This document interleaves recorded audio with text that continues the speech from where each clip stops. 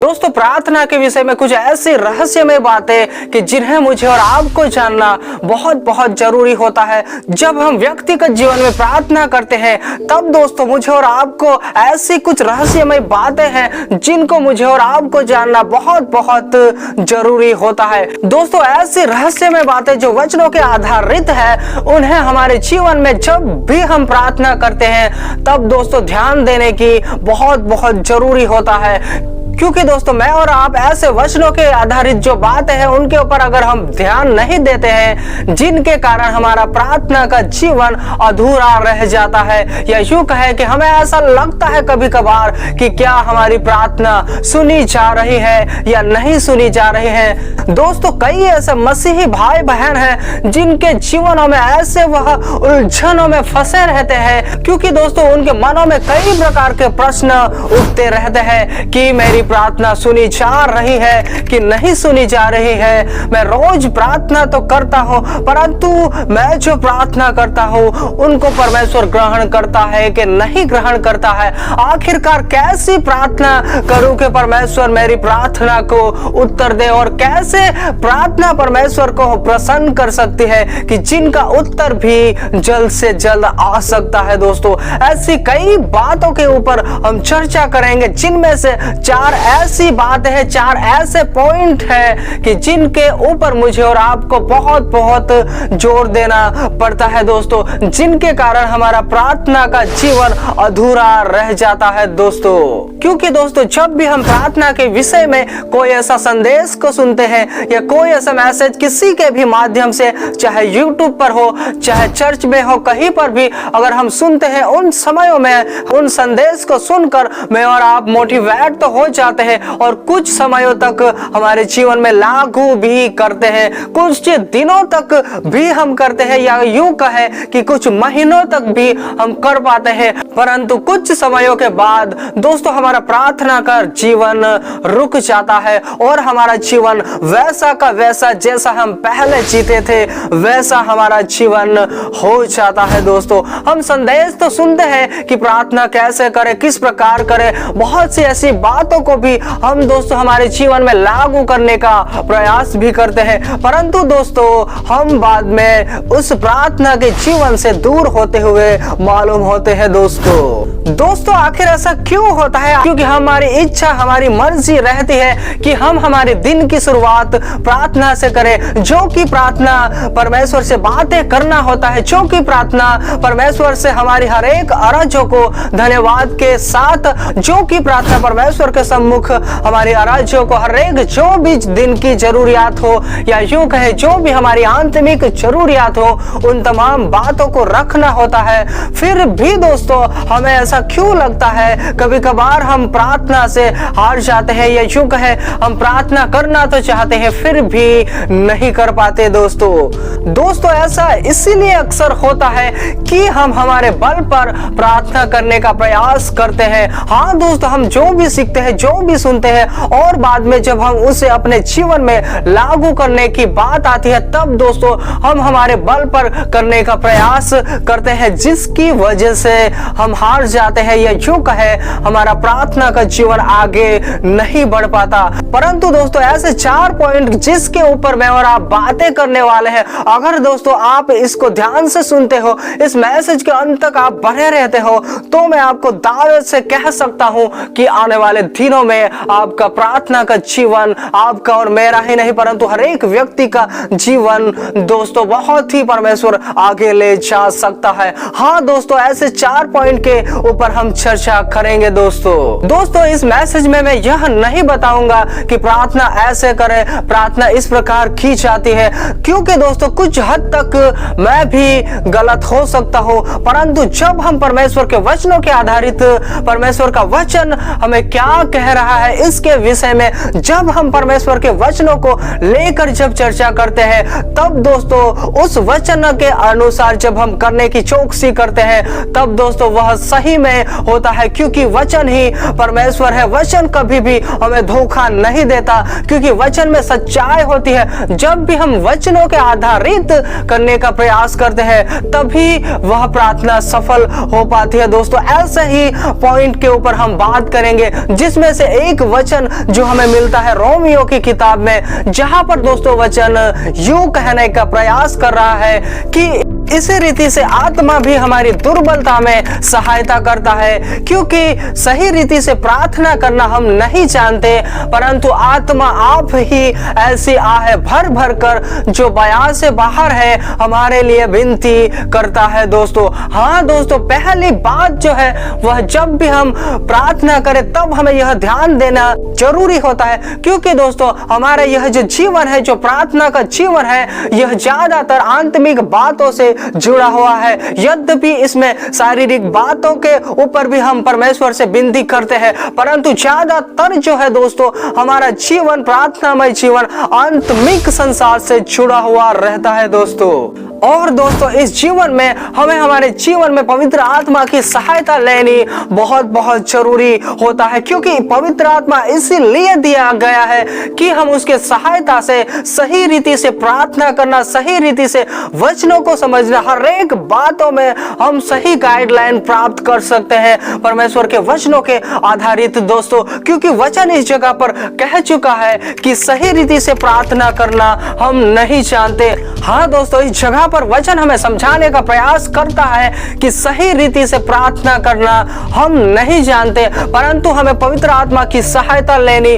बहुत जरूरी होता है, क्योंकि आत्मा ही हरेक वह बातों को जानता है, परमेश्वर की हरेक गुप्त बातों को भी जानता है, और परमेश्वर की इच्छा के अनुसार जो भी प्रार्थना निवेदन करना, यह हम तभी मालूम कर सकते हैं जब हम पवित्र आत्मा की अगुवाई में चलते हैं, जो मुझे और आपको पवित्र आत्मा दिया गया है। जब हम उसकी सहायता लेते हैं तब हम प्रार्थना में कभी भी हारने नहीं पाएंगे, क्योंकि आगे भी वचन हमें यूं समझाने का प्रयास करता है, और मनों का जांचने वाला जानता है कि आत्मा की मनसा क्या है, और वह पवित्र लोगों की इच्छा के अनुसार विनती किया करता है दोस्तों।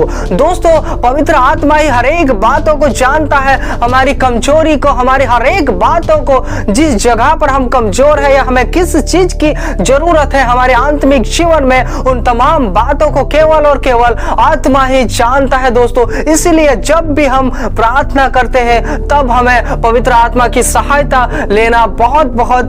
जरूरी होता है दोस्तों। और दोस्तों जब भी पवित्र आत्मा हमारी सहायता करता है तब दोस्तों वह प्रथम तो हमें शुद्ध करेगा, पवित्र करेगा, हर एक ऐसे अपराधों को, हर एक ऐसे भूलों को, जिसमें से छोटे से छोटा भी अपराध क्यों ना हो, उन तमाम बातों को स्मरण दिलाएगा, जिससे कि हम पश्चाताप करने पाए। हाँ दोस्तों, जहां पर पश्चाताप की बात आती है उस जगह पर एक बात ध्यान दीजिएगा, क्योंकि शैतान जो होता है वह हमारा ध्यान ऐसे बड़े बड़े पापों की ओर हमारे ध्यान को केंद्रित करवाता है, जैसे कि चोरी करना, हत्या करना, व्यभिचार करना, गंदी बातों को बोलना। परंतु दोस्तों ऐसे ऐसे छोटे छोटे भी पाप है जिनके ऊपर हमें ध्यान देना बहुत जरूरी होता है दोस्तों, जैसे कि बुरे विचारों को लाना, लोभ लालच करना, हर एक ऐसी बात है जो कि सामने वाले व्यक्ति को दुखी कर सकती है। ऐसे ऐसे अपराध भी हमारे द्वारा होने की संभावना रहती है। तो दोस्तों हमें ऐसी हर एक बातों से पश्चाताप करने की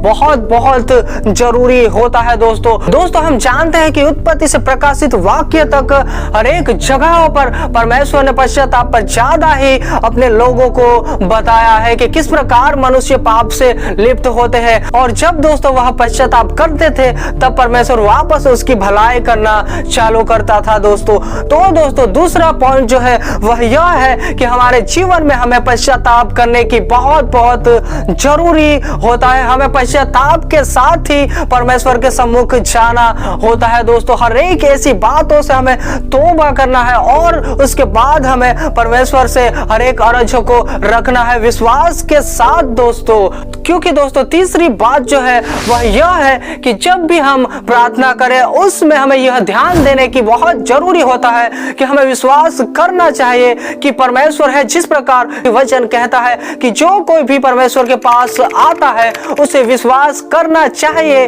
कि परमेश्वर है, और अपने खोजने वालों को प्रतिफल देता है। परमेश्वर मिलता है, परमेश्वर उसे देता है। हमारे अंदर यह विश्वास करने की हमें बहुत बहुत जरूरी होता है, क्योंकि विश्वास बगैर परमेश्वर को प्रसन्न करना अनहोना है। इस वचन को आप पढ़ सकते हैं दोस्तों। इसमें हमें यही बताने का प्रयास करता है, हमें यह विश्वास करना है कि परमेश्वर जो भी परमेश्वर को ढूंढते हैं या परमेश्वर से जो भी प्रार्थना करता है उससे सुनता है। यह हमें विश्वास करना बहुत बहुत जरूरी होता है दोस्तों। हमें विश्वास के बारे में बहुत से ऐसे वचन मिलते हैं बाइबल में जो विश्वास के बारे में हमें सिखाते हैं दोस्तों, कि जैसा हम विश्वास करते हैं वैसा परमेश्वर हमारे साथ करेगा। जिसके पास बड़ा विश्वास होगा उसके जीवन में बड़े कार्य होंगे, और जैसा मैं और आप विश्वास करेंगे उसके अनुसार परमेश्वर हमारे जीवन में जरूर करता है दोस्तों। तो दोस्तों हमें विश्वास में कभी भी डगमगाना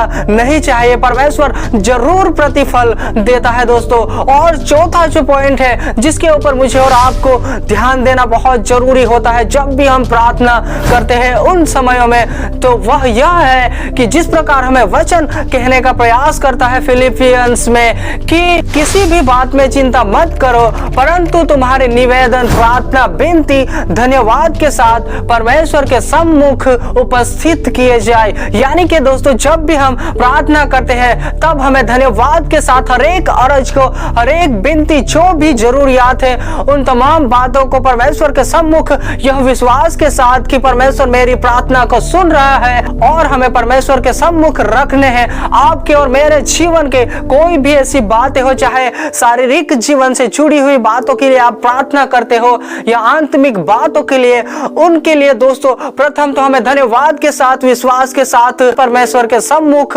रखना है दोस्तों। तो दोस्तों यह थी वह बात है जिनके ऊपर मुझे और आपको बहुत बहुत ध्यान देने की जरूरत है। जब भी हम प्रार्थना करें तब दोस्तों हमें हमारे बल पर प्रार्थना नहीं करनी है दोस्तों। जो भी हम सीखते हैं, समझते हैं, परंतु जब भी उन बातों को हमारे जीवन में लागू करने की बात आती है तब हमें पवित्र आत्मा की सहायता की बहुत जरूरी होता है दोस्तों, क्योंकि वचन कह चुका है कि सही रीति से प्रार्थना करना हम नहीं जानते। इसीलिए दोस्तों हमें और आपको पवित्र आत्मा की सहायता लेना है, जो कि हमारी आत्मिक जीवन में हमें सही गाइडलाइन, सही मार्गदर्शन परमेश्वर की इच्छा के अनुसार दिखा सकता है। और जब भी पवित्र आत्मा हमारे जीवन में सहायता करेगा तब हमें हर एक उन तमाम पाप अपराधों को स्मरण कराएगा। तो दोस्तों उन तमाम अपराधों से, चाहे कुछ भी ऐसी छोटी सी छोटी बात हो, उनके बारे में हमें पश्चाताप करना है दोस्तों। हमें यीशु मसीह के लहू को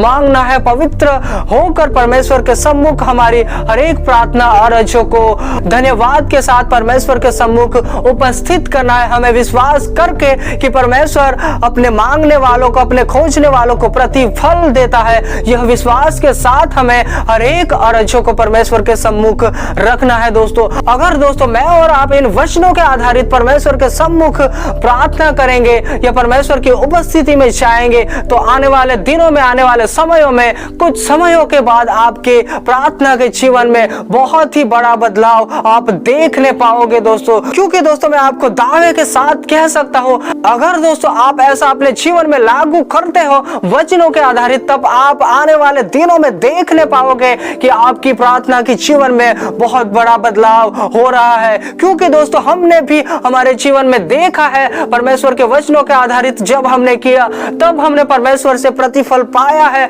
आज हमें भी लग रहा है, हमें भी पवित्र आत्मा मार्गदर्शन दे रहा है कि परमेश्वर हमारी प्रार्थना सुनता है कि नहीं सुनता है, कौन सी प्रार्थना सुनता है और कौन सी प्रार्थना नहीं सुनता है। क्या हमसे कोई भूल होती है प्रार्थना में, ऐसी ऐसी बातों को जो पवित्र आत्मा हमें बताता है। दोस्तों मैं दावे के साथ आपसे कह सकता हूं, अगर आप इन वचनों के आधारित अपने जीवन में लागू करेंगे, हर एक बातों के ऊपर ध्यान देकर, तो आने वाले समयों में आप भी अपने प्रार्थना के जीवन में बहुत ही बढ़ोतरी पाओगे दोस्तों। और दोस्तों आपको भी यह रियलाइज होगा कि आने वाले समयों में परमेश्वर आपको बहुत बेहतरीन रीति से प्रार्थना एक योद्धा बना रहा है दोस्तों मैं फिर से कहना चाहता हूं, परमेश्वर हर एक व्यक्ति को, हर एक मसीही भाई बहनों को, चाहे वो कमजोर से कमजोर क्यों ना हो, उन तमाम लोगों को परमेश्वर एक प्रार्थना योद्धा बनाना चाहता है दोस्तों अगर आप इन वचनों के ऊपर ध्यान देंगे और अपने जीवन में लागू करने का प्रयास करेंगे तो दोस्तों मैं आपको दावे के साथ कह सकता हूँ कि आने वाले दिनों में परमेश्वर आपके प्रार्थना के जीवन को बहुत ही आगे ले जा चुका होगा, क्योंकि दोस्तों हमने हमारे जीवन में प्रतिफल पाया है और परमेश्वर हमारी प्रार्थना का उत्तर देता है। इसलिए मैं आपको भी यह बताना चाहता हूँ कि परमेश्वर आपकी भी प्रार्थना का उत्तर देना चाहता है। हर एक व्यक्ति की प्रार्थना को परमेश्वर सुनना चाहता है और सुनता भी है, परंतु दोस्तों कई ऐसी बातें रहते हैं जिनसे हम दूर होते रहते हैं, जिनके कारण हमारी प्रार्थना नहीं सुनी जाती। दोस्तों अगर इन बातों के ऊपर आप अगर ध्यान देते हो तो आने वाले समयों में मैं ये आपको दावे के साथ कह सकता हूं कि आपको खुद ऐसा विश्वास होगा या खुद रियलाइज होगा कि परमेश्वर मेरी प्रार्थना का उत्तर दे रहा है। दोस्तों आने वाले समयों में हम प्रार्थना के बारे में परमेश्वर के वचनों के आधारित और भी बातें करेंगे। तो दोस्तों आप इस चैनल पर नए होंगे तो जरूर से सब्सक्राइब कीजिएगा।